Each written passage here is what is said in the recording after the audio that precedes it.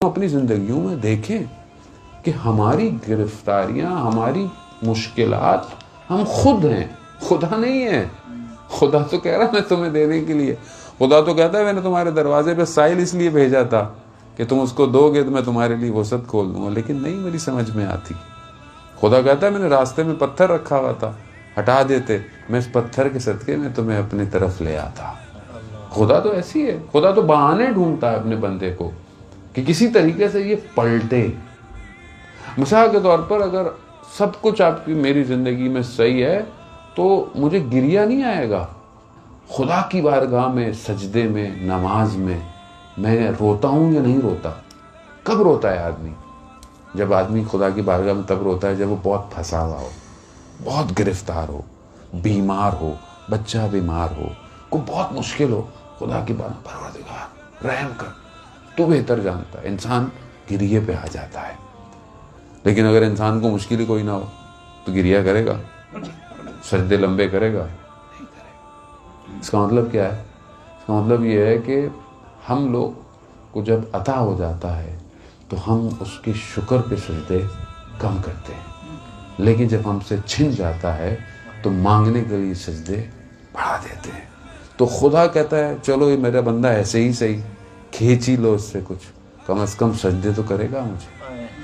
عزیزان محترم، خوب یہ تمنا کرنی چاہیے کہ پریشانی کیوں نہیں آ رہی، اتنے دن ہو گئے، مشکل کیوں نہیں آ رہی ہے، درد کیوں نہیں ہو رہا، تکلیف کیوں نہیں ہو رہی ہے؟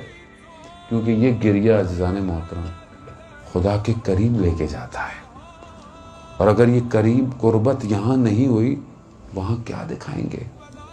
وہاں کیا کہیں گے کہ جہاں پر ملائکہ بھی صفوں میں کھڑے ہوں گے، کسی کو اجازت نہیں ہوگی گفتگو کرنے کی، تو وہاں اس کی امان، اس کی پناہ کیسے ملے گی؟ یہاں کو رابطہ اچھا ہوگا تبھی ہوگا۔ حضرت ابراہیم علیہ السلام، قرآن میں واقعہ اتنا مشہور ہے کہ جب ان کو نمرود نے آگ لگائی، آگ اتنی بڑی تھی، اتنی بڑی جگہ پہ تھی کہ بہت دور سے ان کو تھرو کرنا پڑ گیا۔ اب جب ان کو اس میں لگا کہ یہاں سے وہ جائیں، اس آگ میں جائیں، تو جیسے ہی اس میں لائے تو فوراً حضرت جبرائیل آئے، کہا ابراہیم سوال ہے، حاجت ہے؟ حضرت ابراہیم نے بولا ہاں ہے، مگر تم سے نہیں ہے، اس سے ہے جو میرے دلوں کے حال سے واقف ہے، اس سے ہے۔ یہی ہوا، جب پھینکا تو قرآن کہتا ہے کیا کہا؟ آگ کو نہ صرف ٹھنڈا کر دیا بلکہ سلامتی کے ساتھ۔ خدا ہے نا بھی، کوئی چیز اس دنیا میں بغیر خدا کی مرضی کے ہے؟ کوئی مالیکیول، کوئی پتا اس کی اجازت کے بغیر ہل سکتا ہے؟ کوئی پتھر، کوئی چیز، کوئی بارش، کوئی آسمان، کوئی چیز اس کی اجازت نہیں ہے۔ جب سب اسی کا ہے تو پھر ہم اس کے کیوں نہیں ہو رہے؟ سب اسی کا ہے، سب اس کا ہے۔ وہ خود کہتا ہے کہ میں نہ زمین میں سما سکتا ہوں، نہ میں آسمانوں میں سما سکتا ہوں۔